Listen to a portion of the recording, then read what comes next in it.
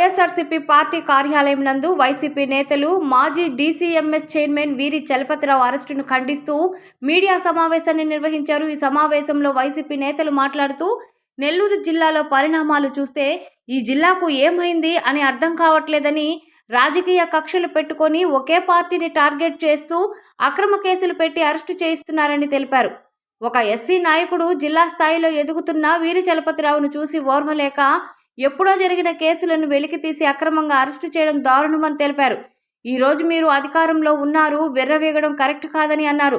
ఎప్పటికీ ఒకే ప్రభుత్వం అధికారంలో ఉండదని, అది కూటమి నాయకులు గుర్తించుకోవాలని హెచ్చరించారు. ఇకనైనా తప్పుడు కేసులు పెట్టడం పక్కన పెట్టి నియోజకవర్గం అభివృద్ధి కోసం పాటుపడాలని సూచించారు. కూటమి ప్రభుత్వంలో రైతులు అన్ని విధాలా నష్టపోతున్నారని, దాన్ని పక్కదోవ పట్టించేందుకు ఈ అక్రమ అరెస్టులు జరుగుతున్నాయని తెలిపారు. ఈ కార్యక్రమంలో జెడ్పీటీసీ కవరగిరి శ్రీలత ప్రసాద్, వైఎస్ఆర్సీపీ మండల కన్వీనర్ అత్తిపల్లి అనూప్ రెడ్డి, 5 మండలాల కన్వీనర్లు, నియోజకవర్గ వైసీపీ నాయకులు, కార్యకర్తలు పాల్గొన్నారు.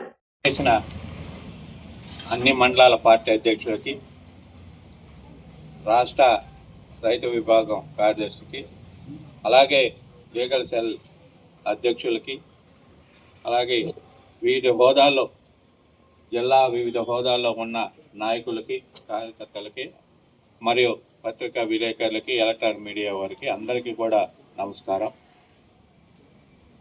చాలా బాధాకరమైన విషయం. ఇటీవల జిల్లాలో పరిణామాలు చూస్తే ఈ జిల్లాకి ఏమైందనేది అర్థం కావటం లేదు. ఒకే రాజకీయ కక్షలు పెట్టుకొని వివిధ కారణాల మీద అక్రమ కేసులు బనాయించి ఒక పార్టీని టార్గెట్ చేసి నాయకులందరినీ జైల్లో పెట్టడం, అక్రమ కేసులు పెట్టడం చాలా దుర్మార్గమైన విషయం. మా నియోజకవర్గానికి వచ్చేలేకే అనూపునైతేనేమి, చలపతన్న ఆ కేసులో లేకపోయినా ఆయన పైన అక్కడే ఉండి చేయించాడని ఆ కేసులో 307 వేసి అక్రమం కేసు బనాయించడం దుర్మార్గం, చాలా బాధగా ఉంది. ఈ అక్రమ కేసుల అరెస్టులు, ఈ సాంప్రదాయం చాలా దారుణం.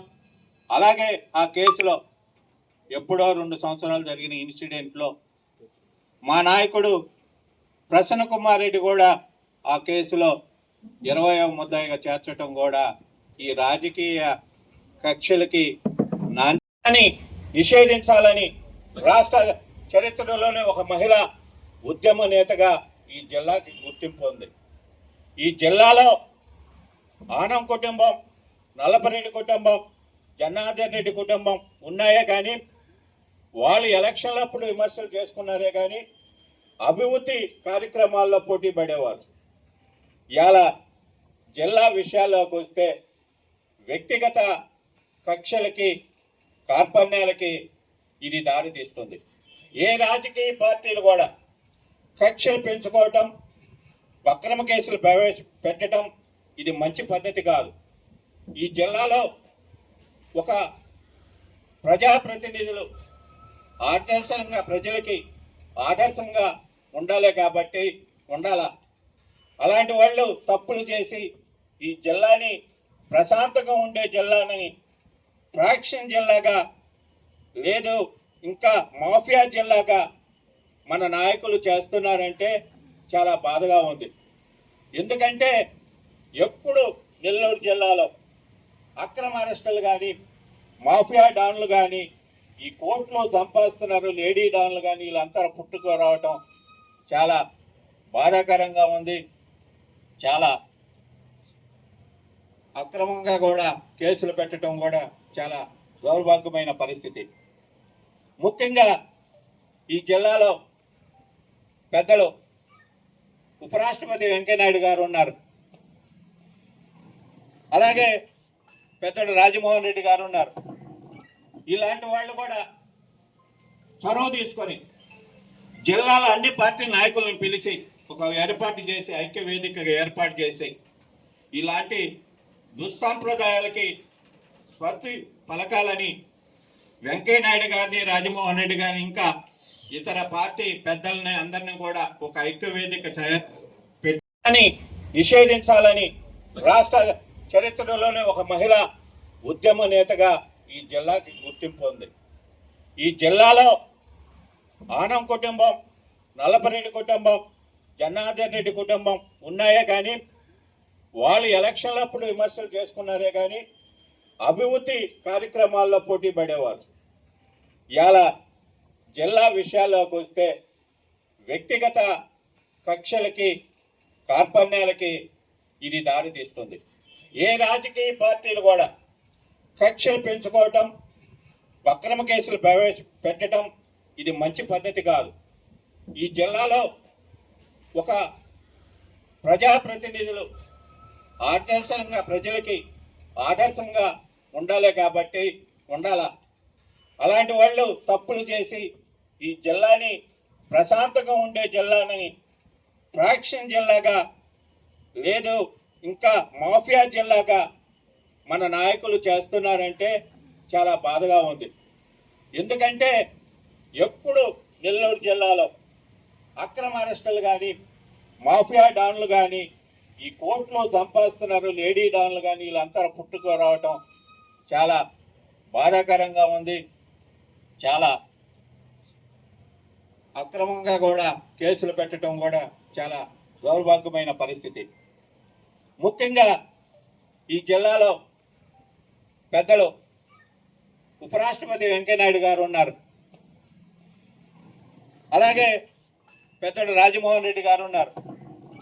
ఇలాంటి వాళ్ళు కూడా చొరవ తీసుకొని జిల్లాలో అన్ని పార్టీ నాయకులను పిలిచి ఒక ఏర్పాటు చేసి ఐక్య వేదికగా ఏర్పాటు చేసి ఇలాంటి దుస్సాంప్రదాయాలకి స్వస్తి పలకాలని వెంకయ్యనాయుడు గారిని, రాజమోహన్ రెడ్డి గారిని, ఇంకా ఇతర పార్టీ పెద్దలని అందరినీ కూడా ఒక ఐక్య వేదిక విభాగం అధ్యక్షులు, ప్రతిక్షణం నా యోగక్షేమాలు తెలుసుకుంటున్నటువంటి రజిత్ కుమార్ రెడ్డి గారికి అయితే ఏమి, అదేవిధంగా రాత్రి 11 గంటలప్పుడు నన్ను అరెస్ట్ చేస్తే ఆ సమయంలో నా కోసం వచ్చినటువంటి వైఎస్ఆర్ కాంగ్రెస్ పార్టీ నాయకులు మరియు లీగల్ సెల్ అధ్యక్షులు మరియు నా స్నేహితులు, నా బంధువులు వీళ్ళందరికీ నేను జీవితాంతం రుణపడి ఉంటానని చెప్పి తెలియజేసుకుంటున్నాను.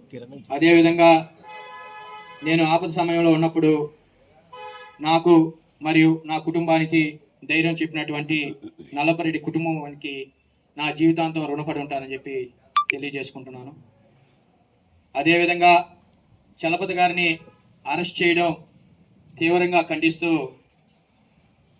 సెలవు తీసుకుంటున్నాను. కోవూరు నియోజకవర్గం నుంచి ప్రతి మండలం నుంచి వచ్చిన నాయకులందరికీ నా ధన్యవాదాలు.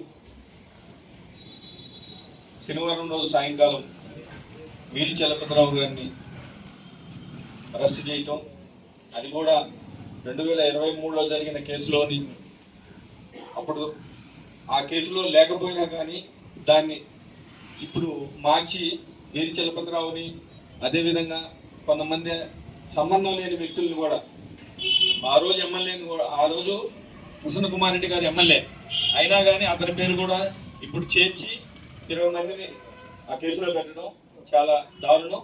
ఇటువంటి పనులు చేయడం ఈ కూటమి ప్రభుత్వానికి మా అలవాటు అయిపోయింది.